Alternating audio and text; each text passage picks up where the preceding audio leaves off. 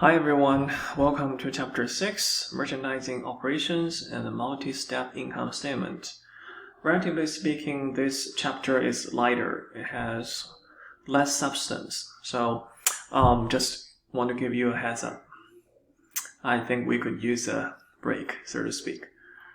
Alright, so learning objectives, we're going to look at the differences between service operations and merchandising operations.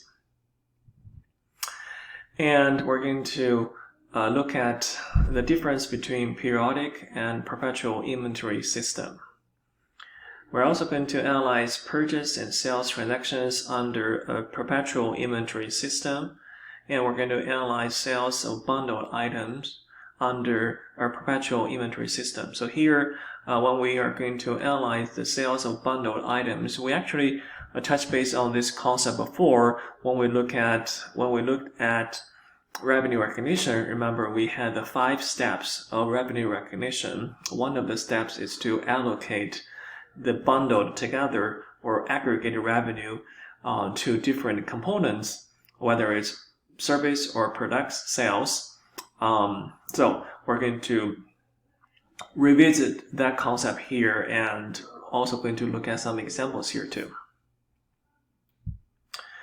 So the first thing I want to mention, as I have done before, is to lift some of the key points, knowledge points of the chapter to up front and call it focal point. So here we're going to look at the inventory systems.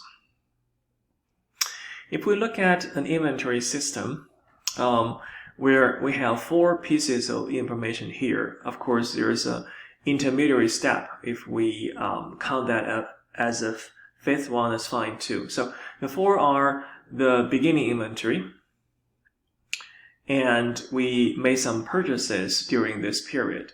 So those 2 equals to the ending inventory plus the cost of goods sold. So basically we're saying here that there are 2 channels or 2 sources for inventory to increase or coming in if we visualize that. Either we have some inventory left from last period, which becomes the beginning inventory for this period, or we made purchases and received delivery during this period. And then there are also 2 channels or 2 sources that inventory will be used, so to speak. Either we sell the inventory to customers, which becomes cost of goods sold, or for the other part that is not sold during this period, they become the ending inventory. So just keep that logic in your mind. We have 2 sources, beginning inventory and new purchases during this period. We also have 2 ways, quote unquote, to use the inventory we have on hand. Either we sold them to customers, which becomes cost of goods sold, or we keep them on hand, which becomes ending inventory. The intermediary that I mentioned is the concept of goods available for sale, which equals to your beginning inventory plus purchase. So theoretically, both are available for sale.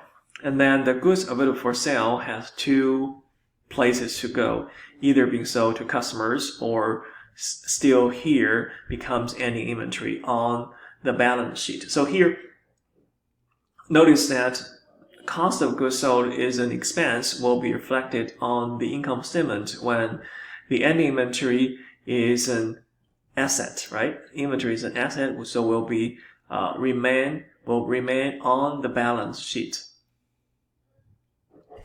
We look at some examples here, which if we have beginning inventory plus purchase equals ending inventory plus cost of goods sold.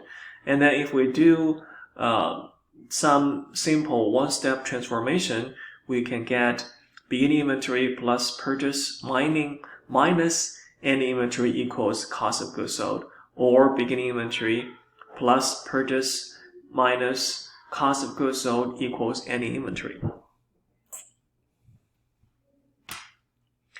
So the first learning objective is to distinguish between service and merchandising operations. We're just going to very quickly look at it. So a typical service company will sell service to customers and collect cash payment from customer, and then use that money collected from the customer to pay operating expenses. In a merchandising company, remember, we have to buy those inventory first and then sell the inventory to our customers, collect cash payment from our customers, and then use that cash payment to pay operating expenses. So I think we mentioned the concept of inventory versus supplies before. And inventory is typically for merchandising companies. Here we look at the balance sheet for Walmart stores from a few years ago, and under the current assets, of course, inventory is a major one. That's typical for merchandisers. They purchase stuff, goods, and then they sell the same goods to their end customers or consumers. On the other hand, if we have a service company such as Planet Fitness here, they don't have much inventory, but they do have supplies, and the supplies will be used by Planet Fitness in the process of serving their customers.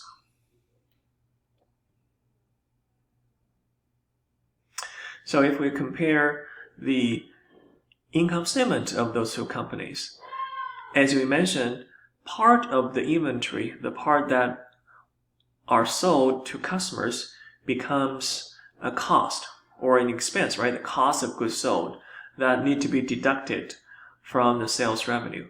On the other hand, if we look at a service company, they don't have cost of goods sold or CGS. They have sales revenue, and then they have other expense items, but not cost of goods sold. All right, the second learning objective is we're going to look at the two inventory systems, periodic system and the perpetual inventory system. All right, so first of all, why do we need an inventory system? Right, that's a good question to ask. You know, the whole chapter is about inventory system. Why do we need it? Because, if we remember, the purpose of accounting is to provide useful information for internal and external users. One of the most important piece of information is, you know, where do we stand as a business in terms of profitability? And how do we know our profitability, or whether we made a profit or we lost money? We need to know the revenue, right, which is the total sales of goods and services to customers. We also need to know the expenses, right, because revenues minus expenses equals net income. And for merchandisers, for merchandising companies, the cost of goods sold is a very important part of the expenses. In fact, most likely will be the most important expense item. All right, so that's for the income statement. And remember, we also look at the ending balance of inventory on the balance sheet. So that's also a very important piece of information. So inventory revenue, sales revenue, and cost of goods sold are important accounts, particularly important for a merchandiser. The difference between sales revenue and cost of goods sold is your gross profit, which is a very important measurement. We already mentioned this. Typically, for example, in quizzes, exam, or homework assignment, remember, I mentioned this many times before, you have an equation, right? Beginning inventory plus purchases equals ending inventory plus cost of goods sold. So you have 1, 2, 3, 4 pieces of information. Anytime I can give you 3 out of the 4 and ask you what's the fourth one. You should be able to do it, right? So the two examples already mentioned: beginning inventory plus purchase minus ending inventory equals cost of goods sold, or beginning inventory plus purchase minus cost of goods sold equals ending inventory. You can certainly, of course, plug in the numbers here to find out whether that holds.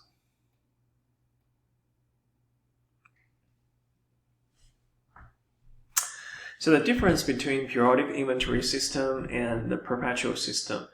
Periodic system, as the name suggests, that they only update the inventory records for merchandise purchases, sales, and returns only at the end of the accounting period.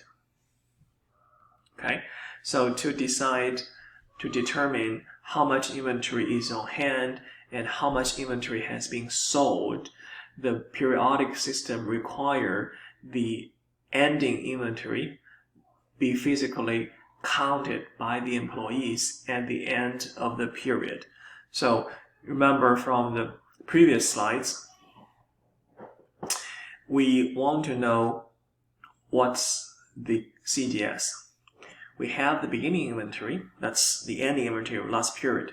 We're going to record purchase, the money we spent on purchase definitely, and then in the end of the period, if we count and have a system to decide what's the value of the ending inventory, we're going to figure out what's the cost of goods sold. So that's the essence of the periodic method.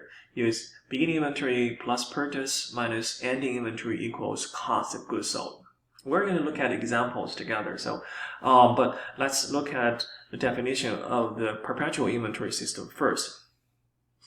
And the name suggests, inventory records are updated or recorded perpetually. That is, every time inventory is changed, whether it's purchased, sold, or returned by customer, we're going to record that on your accounting books or in your electronic system, computer-based accounting system. So perpetual systems are often combined with technologies such as barcode and optical scanners or radio frequency ID, RFID tags, so that every time inventory is received or is sold, returned, there is a record for that. So if we compare those two systems side by side, as we mentioned, the perpetual system will continuously tracking the change or the movement of your inventory.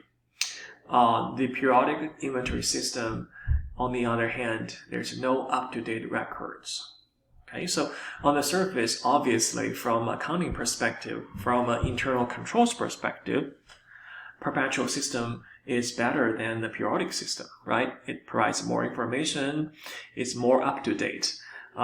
Periodic system, you have to wait until the end of the month. You have to wait after you have counted physically the ending inventory and find a system to decide the value of the ending inventory before you even know, did we make profit this month or this year?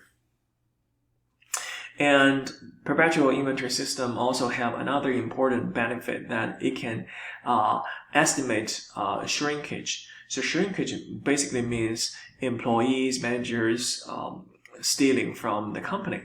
So if we go back to the equation that we had earlier, that is, under the perpetual system, we have 1, 2, 3, 4, all 4 pieces of information constantly recorded.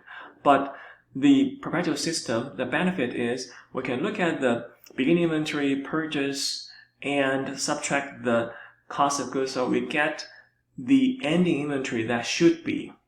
And then the ending inventory on the accounting book compared with the actual ending inventory, that will give us information on whether any insiders stole something from the business. So the benefit of perpetual inventory system is that can estimate shrinkage. On the other hand, the perpetual system is more costly, more expensive. So periodic system is good for small business.